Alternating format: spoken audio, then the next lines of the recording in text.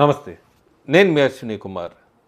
BJP ప్రతిపక్షంలో ఉంది. దాదాపు 30 సంవత్సరాల పైన ప్రతిపక్షంలో ఉంది. ఒంటరిగా ఐసోలేట్ అయింది. పొలిటికల్‌గా, రాజకీయ పరంగా ఐసోలేషన్ చూసాం మనము. అయినా చాలా ఎలక్షన్‌లు ఓడిపోయింది. అపోజిషన్‌లో ఉంది. కానీ ఎప్పుడు కూడా భారతదేశాన్ని డిఫేమ్ చేయలేదు. భారతదేశాన్ని ఎక్కడా కూడా గ్లోబల్ స్టేజెస్‌లో లేదు విదేశాల్లో సంబంధించి ఫారిన్ మీడియా ముందు గానీ ఎప్పుడూ కూడా దేశాన్ని కించపరచలేదు. నేషనల్ ఇంట్రెస్ట్ని ఎప్పుడు కూడా డౌన్ చేయలేదు. ప్రస్తుతం కాంగ్రెస్ పార్టీ 12 సంవత్సరాల నుంచి ప్రతిపక్షంలో ఉంది. పూర్తిగా భారతదేశ అభివృద్ధిని ఎప్పుడూ ప్రశ్నిస్తూనే ఉంది. ముఖ్యంగా రాహుల్ గాంధీ లాంటి వ్యక్తి ఇంటర్నేషనల్గా భారతదేశం మీద ఎంత వ్యతిరేక ప్రచారం చేశాడో అన్నది మనం చూసాం. ఇంటర్వ్యూలు ఇవన్నీ కూడా చూసాం మనం. మన భారతదేశపు జవాన్లని అచీవ్మెంట్ని కూడా అనుమానపడ్డాడు చాలాసార్లు. సర్జికల్ స్ట్రైక్ దగ్గర నుంచి మొన్న ఆపరేషన్ సింధూర్ దాకా భారతదేశాన్ని అన్ని రకాలుగా ఎక్కడంటే అక్కడ డిఫేమ్ చేస్తూ వచ్చాడు. డిఫరెన్స్ అందరూ ఐడియాలజీ అంటారు. బీజేపీకి ముఖ్యంగా ప్రస్తుతం ఉన్న కాంగ్రెస్కి ఐడియాలజీ కాదు, ఇది ఇంటెంట్ ప్రకారం చేసిందే క్లియర్గా తెలుస్తుంది. చాలా మాట్లాడుతున్నారు కాంగ్రెస్ నాయకులు.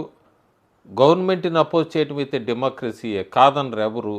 కానీ అపోజింగ్ దేశాన్ని అపోజ్ చేస్తున్నారు రాజకీయాలకి అబౌవ్గా అంటే అది క్లియర్గా శత్రు దేశానికి సంబంధించిన వాళ్ళే మన భారతదేశంలోనే ఉన్నారు. ఇలాంటి వాళ్ళందరినీ ఖచ్చితంగా దేశం నుంచి వెలివేయాలి. Shame on you Rahul Gandhi, shame on Congress party, shame on the Congress supporters. ఎందుకంటే వాళ్ళ జరిగింది పూర్తిగా మనం ఒకసారి చూస్తే భారత మండపంలో గ్లోబల్గా ఏ సమ్మిట్ నడుస్తుంది, ప్రపంచ దేశాలన్నీ కూడా మెచ్చుకుంటున్నాయి. Bhutan, Bolivia, Brazil, Estonia, Finland, France, Srilanka, UAE, Spain, Mauritius వీళ్ళందరూ కూడా ఇంకా దేశాలు ఉన్నాయి.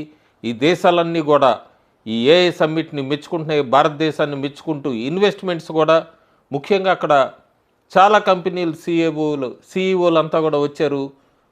మొత్తం అందరూ పొగడ్తలతో ముంచెత్తారు. శామ్ ఆల్ట్మన్ ఓపెన్ ఏఐ ఆయన సిఈఓ, ఆయన టాటాతో పార్ట్నర్షిప్కి అగ్రిమెంట్ సైన్ చేశాడు. Sundar Pichai 15 billion investment Google CEO, అట్లాగే Microsoft 50 billions investment, Adani group 100 billions investment, Tata consultancy service, Reliance industries, Jio వీళ్ళందరూ బిలియన్స్ ఇన్వెస్ట్మెంట్స్తో ముందుకు వచ్చారు. వీటిని ఇలా ఇన్వెస్ట్మెంట్స్ వస్తుంటే గ్లోబల్ సమ్మిట్లో క్రిటిసైజ్ చేసింది నలుగురు. అందులో ఎవరంటే చైనా తర్వాత భారతదేశానికి సంబంధించి కాంగ్రెస్ పార్టీ, టీఎంసీ, పాకిస్తాన్ నాలుగవది. చైనా, పాకిస్తాన్ భారతదేశానికి శత్రు దేశాలు అందరికీ తెలిసిందే. తృణమూల్ కాంగ్రెస్ పార్టీ ఈ రెండు భారతదేశంలో ఉంటూ దీన్ని విమర్శించేటువంటి, అంటే భారతదేశానికి ఇన్వెస్ట్మెంట్స్ వస్తూ భారతదేశాన్ని ప్రపంచ దేశాలు భారత మండపం మీదలో పొగుడుతూ ఉంటే ఎట్లా విమర్శించి క్రిటిసైజ్ చేయటమే. ఆఖరికి శుక్రవారం నాడు యూత్ కాంగ్రెస్ అని చెప్పుకుంటూ ఒక 10 మంది షర్ట్లు తీసేసి బనీన్లు తీసి షేమ్లెస్గా గ్లోబల్ సమ్మిట్లోకి ఎంటర్ అయ్యి పిఎం కాంప్రమైజ్డ్ అంటూ స్లోగన్స్ ఇవ్వటం కాంగ్రెస్ చీప్ పాలిటిక్స్కి పరాకాష్ట, నీచపు రాజకీయ ఈ ఆలోచనకి పరాకాష్ట. దీని వెనుకున్న వ్యక్తి అందరికీ తెలిసిన వ్యక్తే. వాళ్ళ అడుగుజాడల్లోనే, నాయకుడు అడుగుజాడల్లోనే వాళ్ళు అట్లా నడిచారు. చిల్లరగా చేశారు. అంత చిల్లరగా అంటే ఆఖరికి నేను చాలా వీడియోస్లో పెట్టాను, కాంగ్రెస్ ముక్తు భారత్ అని. సేమ్ జరుగుతుంది. భారతదేశ ప్రజలే వాళ్ళని చీకొడుతున్నారు, అక్కడి నుంచి పంపించేస్తున్నారు. చాలా వీడియోసు. అక్కడికి వీళ్ళు యూత్ కాంగ్రెస్ అని చెప్పి వచ్చి సమ్మిట్లో షర్ట్లు తీసేసి బనీన్ ప్రదర్శన చేయబోతుంటే భారతదేశం అక్కడ ఉన్న వాళ్ళే కొట్టి తరిమి పంపించారు. ప్రస్తుతం ఢిల్లీ నుంచి లేదా భారత మండపం నుంచే పంపించారు. త్వరలో ఇలాంటి చేష్టలు చేసి భారతదేశం పరువు మంట కలిపితే దేశం నుంచే ఖచ్చితంగా పంపించేస్తారు. చాలా క్లియర్ కనబడుతుంది. అక్కడ 10 మంది వచ్చారు. అందులో 9 ఐడెంటిఫై చేశారు. 9 పోలీసులు అదుపులో తీసుకున్నారు. మిగతా 6 ప్రస్తుతానికి పారిపోయారు.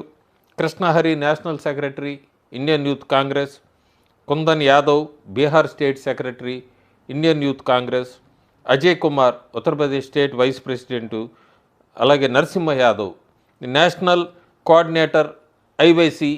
ఈయన మీద బాగా వినబడుతున్నాయి. తెలంగాణకి చెందిన వ్యక్తిని రాహుల్ గాంధీని కలిసినప్పుడు మన తెలంగాణ కాంగ్రెస్ నాయకులంతా కూడా ఆయనతో ఉన్నాడన్నది కూడా బాగా వినపడుతున్న మాట ఈ నరసింహ యాదవ్ది. ఒక పక్క ఏ సమ్మిట్లో తెలంగాణ ముఖ్యమంత్రి రేవంత్ రెడ్డి ప్రసంగించడం, భారతదేశాన్ని మోడీని పొగడ్తలతో ముంచెత్తున్నప్పుడు ఈ సంఘటన జరగటం యాదృచ్ఛికమా, ఏమన్నా కోణం ఉందా అన్నది కూడా చూస్తున్నారు ప్రస్తుతం అందరూ కూడా. పూర్తిగా కాంగ్రెస్ పార్టీ ఎప్పుడూ కూడా ఈ భారతదేశాన్ని పొగుడుతున్నప్పుడు ప్రపంచ లీడర్స్ అంతా వరల్డ్ వైడ్గా ఇండియా ఇన్వెస్ట్మెంట్స్ అన్నీ అట్రాక్ట్ చేస్తున్నప్పుడు 20 దేశాల పైన ఉన్న వాళ్ళందరూ ఏ సమ్మిట్లో భారతదేశాన్ని పొగుడుతున్నప్పుడు కరెక్ట్గా అదే సమయంలో వీళ్ళు చేసిన పని అది అబౌవ్ ది నేషన్, ఎవరి కోసం ఎవరు ఆదేశాల మేరకు క్లియర్ కనబడుతుంది. శత్రు దేశాల ఆదేశం మేరకే ఇలా చేశారన్నది. ఎప్పుడు కూడా డెవలప్మెంట్ జరుగుతున్న వేళ యాంటీ ఇండియాగా వెళ్తూ ఉంటారు. ఏ విషయం తీసుకున్నా మనం 2019 నుంచి చూస్తున్నాం. క్లియర్ ఫ్రస్ట్రేషన్ కనపడుతోంది ప్రతిపక్ష నాయకుల్లో. ఎక్కడ రాబోయే కొన్ని సంవత్సరాల్లో అధికారంలోకి రాడు అన్నది కనబడిపోతుంది. భారతదేశం పూర్తిగా మారిపోయింది, ట్రాన్స్ఫార్మేషన్ అయిపోయింది, డెవలప్మెంట్లోకి వెళ్ళిపోతుంది, పూర్తిగా ఆర్థికంగా ముందుకొచ్చేసింది. భారతదేశ ప్రజలందరూ వన్ సైడెడ్గా తీర్పిస్తున్నారు వీళ్ళు చేస్తున్న పనులకి. ఆయన క్లియర్గా అర్థమైపోయింది. ఆఖరికి చెప్పచ్చు తెగిచ్చేశాడు, బరి తెగించాడు, ఇంకా అధికారంలోకి రాదు పార్టీ. ఏ రకంగా కూడా ఇలాగే చేయాలి, వ్యతిరేకంగా వెళ్ళాలన్నది.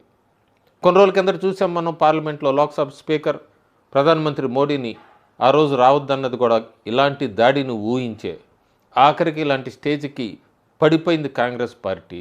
అందుకే చాలా క్లియర్గా చూస్తాం మనం రాబోయే రోజుల్లో కొన్ని రాష్ట్రాల్లో ఎన్నికలు కూడా జరగబోతున్నాయి. ఎక్కడా కూడా కాంగ్రెస్ పార్టీ అధికారంలోకి వచ్చే రాష్ట్రం అనేది ఇది కనబట్టల్లా. ఉన్న తెలంగాణ, కర్ణాటక, హిమాచల్ ప్రదేశ్ ఇవి కూడా త్వరలోనే గుడ్ బై చెప్పనున్నారు దేశ ప్రజలందరూ కూడా. ఎందుకంటే రోజు రోజుకి దిగజారిపోతున్న పార్టీ కాంగ్రెస్ పార్టీ, విలువలు పోగొట్టుకుంటున్న పార్టీ కాంగ్రెస్ పార్టీ, విలువలు పూర్తిగా డౌన్ఫాల్ అయ్యి భారతదేశానికి వ్యతిరేకంగా ఇలాంటి చేష్టలకి సపోర్ట్ చేస్తున్న పార్టీని ఎవరు ఏమక్కర్లేదు, భారతదేశ ప్రజలే త్వరలోనే ముక్త్ భారత్ అంటారు. దానికి ఉదాహరణే ఈరోజు గ్లోబల్ సమ్మిట్లో వాళ్ళు నిరసనకి దిగినప్పుడు అక్కడ ఉన్న వాళ్ళందరూ కూడా వాళ్ళ మీద తిరగబడి వాళ్ళని బయటకు పంపించేసే వీడియోసే వాళ్ళకు ఒక హెచ్చరిక అని చెప్పచ్చు. త్వరలోనే కాంగ్రెస్ పార్టీ భూస్థాపితం కాబోతోందని. Thank you.